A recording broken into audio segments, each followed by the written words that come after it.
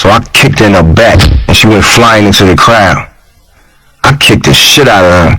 I was bugged out back then. A big muscle-bound bouncer was standing in front of the stage, ice grilling me. He must have been upset because I kicked that girl. After the last song, I jumped off stage and punched him in his mouth.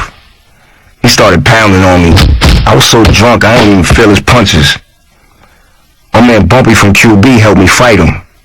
And then more bouncers surrounded us. Next thing I knew, all the bouncers were jumping us.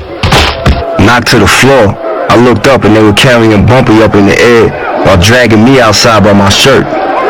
They dropped Bumpy on his head and pushed me to the curb.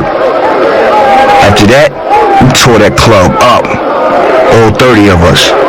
We broke the windows and all the mirrors behind the bar. As we was walking back to the train station to go home, we saw like 40 dudes walking towards us from the 23rd Street train station 2 blocks away, loudly chanting, "Lost boys, lost boys." So we started chanting, "Mobb Deep, Queensbridge," and it was inevitably about to be a Royal Rumble. Already hyper from the club, we walked straight up to them. Capone set it off, pulling out a razor and cutting the closest nigga across the face. Niggas was getting stabbed, hit with metal garbage cans, no gunfire though. A police riot squad pulled up. Suddenly we all stopped fighting each other and started fighting the cops so we wouldn't get arrested. Garbage cans was flying, some of the Lost Boys got stabbed. Everybody fighting everybody, and someone started swinging a long blue wooden police barricade. Hav and a bunch of us ran to the train, but a lot of niggas got locked up that night.